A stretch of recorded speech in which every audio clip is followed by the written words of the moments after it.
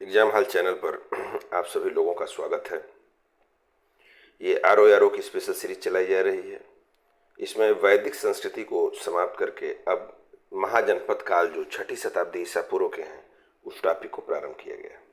ये topic examination point of view से काफ़ी महत्वपूर्ण है और इस टॉपिक की खास बात यह है कि इस टॉपिक में एक प्रश्न आने की पूरी संभावना रहती है और वो प्रश्न अधिकतर जो है मिलान करने वालों में आते हैं। इसमें 16 महाजनपद हैं। किस क्षेत्र में वर्तमान में उनका क्षेत्र कौन सा है, किस रीजन से हैं और इनकी क्या राजधानी थी और राजधानी किस रीजन में है, इस पर इस टॉपिक में हम लोगों को जो है पढ़ना है। और एक लिफ्टिंग है जिसको आप 2-3 बार रिवाइज कर लीजिए तो इससे एक प्रश्न आपका, मुझे जहाँ तक लगता है कि अगर परीक्षा में आया तो वो क्वेश्चन आपका फिक्स सही होना है। अब जो है आइए शुरू करते हैं, इसको देखते हैं कि महाजनपद काल क्या थे। देखिए क्या था कि हम लोगों ने देखा था उत्तर वैदिक काल में ही कि लौह तकनीक जो है उसका व्यापक प्रयोग होने लगा था और इसने क्या किया था कि भौतिक जीवन में बड़ा परिवर्तन किया।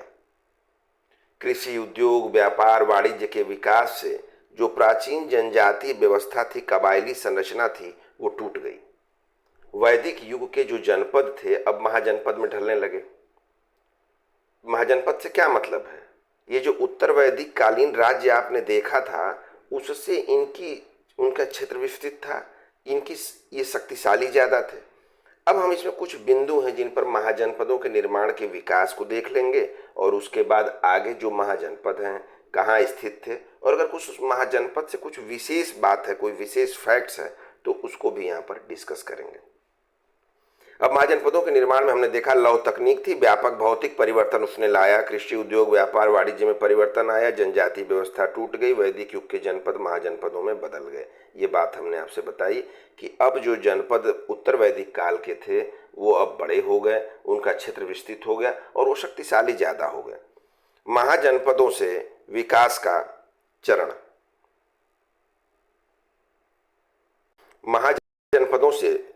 जनपदों से महाजनपदों के विकास का चरण। तो युद्ध के माध्यम से प्रसार। दूसरा बिंदु है कि जिन जनपद में लौह उपकरणों की उपलब्धता थी वो बेहतर युद्ध उपकरण बना सकते थे। अब देखिए क्या होता है कि जैसे 2 जनपद हों, जिनके पास लौह की उपलब्धता होगी वो बेहतर युद्ध उपकरण बना सकते हैं। तो साम्राज्य विस्तार में या युद्ध में ये बहुत मायने रखता है कि आपके पास संसाधन कितने हैं। जैसे अभी हम लोग करंट अफेयर्स में भी पढ़ते हैं कि सैन्य ताकत के आधार पर देशों की रैंकिंग क्या है, तो आपके पास उपलब्धता कैसी है। देखिए इसी को ध्यान में रखकर आज के डेट में आप इंटरनेशनल अफेयर्स में देखेंगे जो अंतर्राष्ट्रीय संबंध है कि हम वहाँ से राफेल खरीदते हैं, कभी हम जो है अच्छी गन खरीदते हैं, टैंक मिसाइल्स के हम लोगों के समझौते होते हैं देशों के साथ। तो क्या है, हम अपने संसाधनों को बढ़ाते हैं। तो भाई जिनके पास संसाधन ज्यादा था एंशिएंट हिस्ट्री में भी, उन्होंने साम्राज्य का विस्तार ज्यादा किया। आर्थिक आधार मजबूत हो, संसाधनों की तो उपलब्धता थी लेकिन आपका आर्थिक आधार ही नहीं मजबूत होगा, आपकी अर्थव्यवस्था में पैसा ही नहीं होगा तो आप खरीदेंगे क्या किसी से। तो जो उस समय जनपद संसाधनों के उपलब्ध थे उन्होंने भी महाजनपदों में अपना विस्तार किया। शुद्ध पिटक के अंगुत्तर निकाय में 16 महाजनपदों की सूची जो है सर्वाधिक प्रमाणी है, जो पाली भाषा में। और बौद्ध ग्रंथ महावस्तु और जैन ग्रंथ भगवती सूत्र में 16 महाजनपदों का उल्लेख है, जिनमें 14 राजतंत्रात्मक और 2 गणतंत्रात्मक वज्जी संघ और मल्ल थे। ठीक है, महाजनपदों का जो विस्तार था आप देखेंगे ये पश्चिमोत्तर सीमावर्ती क्षेत्र से लेकर पूर्व में बिहार एवं हिंदू कुश से लेकर दक्षिण में गोदावरी नदी तक था। अधिकांश 16 महाजनपदों की भौतिक पृष्ठभूमि उत्तरी काले पालिशदार मृदभांड NBPW संस्कृति से संबद्ध है। हमने आपसे पहले भी कहा है कि मृदभांडों पर मैं एक अलग से वीडियो आपको बनाऊंगा और कभी कभी एक प्रश्न उस क्षेत्र से पूछे जाते हैं। अब जो बौद्ध ग्रंथ अंगुत्तर निकाय के अनुसार महाजनपद हैं उनका आधुनिक क्षेत्र, उनकी स्थिति और विवरण मैं आपको बता रहा हूँ। अंग है पहला, ये आधुनिक भागलपुर व मुंगेर जिला बिहार का। इसकी राजधानी चंपा थी और इस चंपा के वास्तुकार महागोविंद थे। चंपा नदी अंग व मगध के बीच बहती थी। चंपा नरेश दधिवाहन और उसकी पुत्री चंदना महावीर स्वामी के भक्त थे। चंपा के व्यापारियों का संबंध स्वर्ण भूमि दक्षिण पूर्व एशिया के साथ बताया जाता है। दूसरा आप महत्वपूर्ण देखेंगे मगध, आधुनिक पटना, गया व शाहाबाद के क्षेत्र में स्थित है। इसकी राजधानी गिरिव्रज या राजगीर है, आधुनिक राजगीर तथा पाटलिपुत्र। मगध का सर्वप्रथम उल्लेख अथर्ववेद में आपको मिलेगा और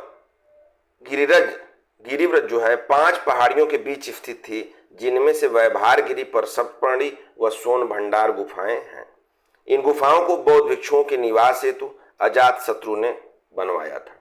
अब आप देखिए वज्जी संघ, गंगा नदी के उत्तर में नेपाल की पहाड़ियों के बीच ये स्थित है। इसकी राजधानी वैशाली है। इस टॉपिक से जो प्रश्न बनता है, अभी तक का प्रीवियस ईयर पूर्वावलोकन में देखेंगे तो प्रश्न जो है वो किस क्षेत्र से संबंधित है और उनकी राजधानी, इन 2 टॉपिक से ही प्रश्न अभी तक मुझे जहां तक लगते हैं एग्जाम में बने हैं, और ये इसीलिए ज्यादा महत्वपूर्ण है कि इनकी राजधानी और इनके क्षेत्र को आप ध्यान में रखें। 8 कुलों का संघ था वज्जी, जिसमें 4 प्रमुख थे, वज्जी, वैशाली के लिच्छवी, मिथिला के विदेह, कुंडग्राम के याग्रित। बुद्ध घोष की सुमंगल वासिनी में वज्जियों के अष्टकुलिक का उल्लेख है। वज्जी गणसंघ के जो शासक चेटक थे वो महावीर स्वामी की माता त्रिशला के भाई थे और मगध के राजा बिंबिसार की पत्नी चेलन्ना के पिता थे। महावस्तु से ज्ञात होता है कि महात्मा बुद्ध लिच्छवियों के निमंत्रण पर वैशाली गए थे। आइए देखते हैं काशी को, जो आधुनिक वाराणसी है। मगध के उत्कर्ष के पूर्व यह एक शक्तिशाली राज्य था, किंतु आगे चलकर कौशल के साम्राज्यवाद का शिकार हो गया। अथर्ववेद में काशी का उल्लेख आपको मिलता है। काशी के राजा के बारे में आपको बताएं कि काशी का राजा ब्रह्मदत्त था। उसने कौशल पर आक्रमण किया और उस समय कौशल का राजा जो है वो दिधीति थे, वो परास्त हो गए। कौशल को काशी में मिला लिया। तत्पश्चात जो है उसके बाद बंक, दबसेन व कंस नामक राजाओं ने फिर से काशी पर आक्रमण किया और कंस ने काशी को कौशल राज्य में मिला लिया। फाइनली जो है अजात शत्रु जो है वो काशी का मगध में विलय कर लेता है। महाभग्ग ग्रंथ में काशी राज्य की शक्ति व समृद्धि का वर्णन मिलता है। कौशल को देखिए, विस्तार इसका देखिए। उत्तर में नेपाल की तराई में, दक्षिण में सई नदी तक, पश्चिम में पंचाल, गोमती नदी से लेकर पूर्व में गंडक तक। इसका विस्तार कौशल का देखिए आप, नेपाल की तराई या इधर गंडक की तरफ। उत्तर कौशल की राजधानी श्रावस्ती और दक्षिणी कौशल की राजधानी कुशावती थी।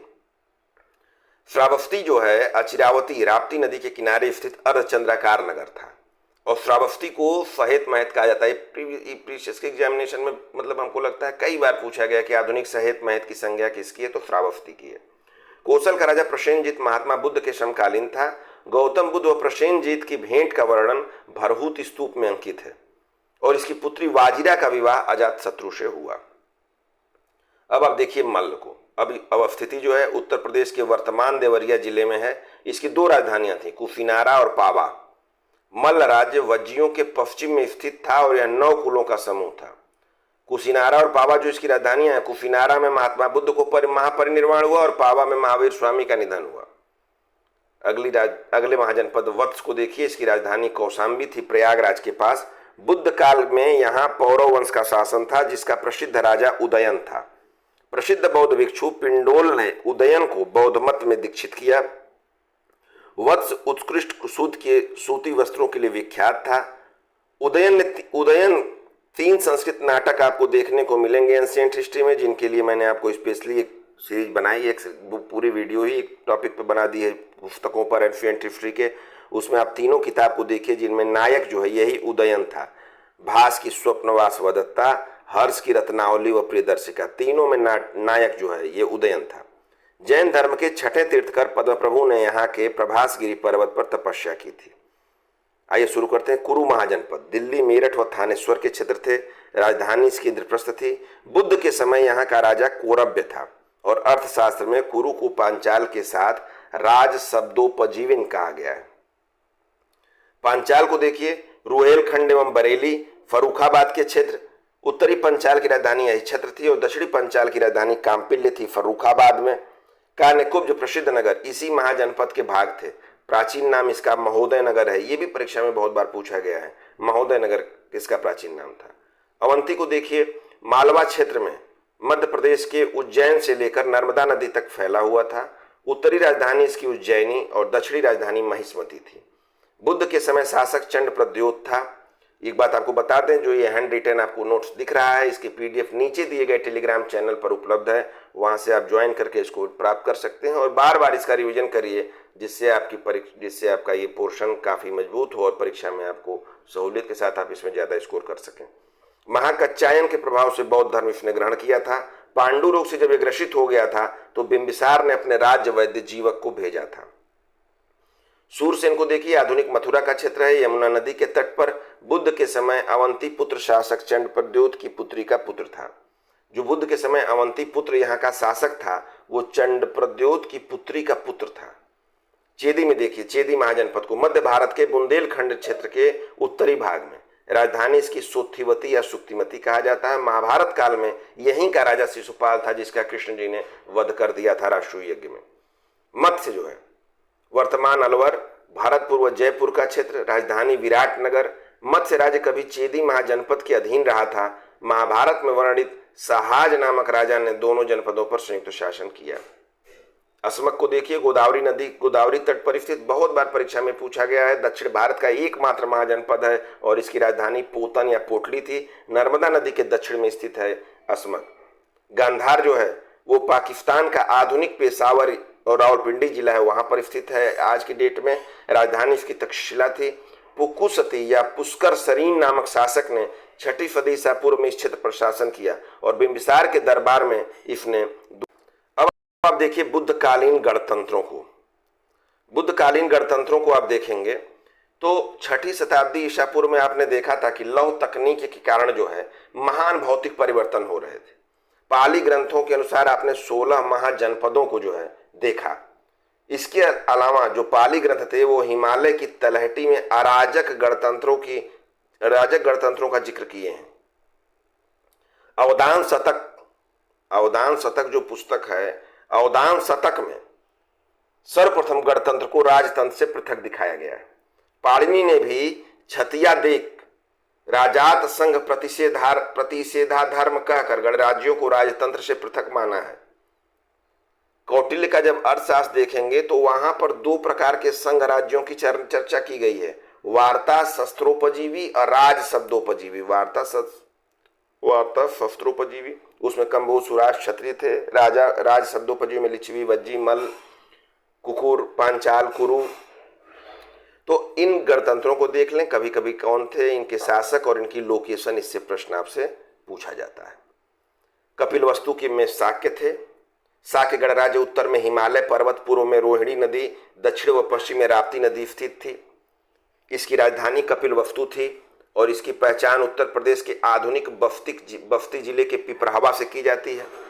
सुसुमारगिरी के भग थे, ये मिर्जापुर और चुनार का जो क्षेत्र है वहां पर इनका शासन था। अलकप के बोली शाहाबाद, आरा, बिहार का जो क्षेत्र है आरा का, वहां पर था इनका शासन। केशपुत्र के कलाम, ये सुल्तानपुर जिले के पास के हैं। रामग्राम के कोली, ये गोरखपुर के हैं। कुशीनारा के मल्ल और पावा के मल्ल, ये दोनों देवरिया जिले के पास हैं। पिपलीवन के मोरी, ये गोरखपुर के हैं। मिथिला के विदेह और वैशाली के लिच्छवी, ये दोनों आप देख रहे हैं बिहार के हैं। वैशाली आधुनिक बिहार का जो मुजफ्फर और वैशाली जिला है वहां पर स्थित है। और मिथिला जो है यह बिहार के भागलपुर और दरभंगा जिलों में स्थित है। पटना से जो है आप आगे बढ़ेंगे तो भागलपुर आपको मिलेगा। उसकी राजधानी मिथिला की पहचान वर्तमान जनकपुर से की गई है। इसके साथ ही टॉपिक हमारा समाप्त होता है। इसके बाद हम लोग जो है द्वितीय नगरीकरण क्रांति और 6ठी शताब्दी ईसा पूर्व के धार्मिक आंदोलनों को देखेंगे, जिसमें जैन धर्म और बौद्ध धर्म है। दोनों बहुत ही महत्वपूर्ण धर्म हैं और बहुत प्रश्न उससे परीक्षाओं में पूछे गए हैं।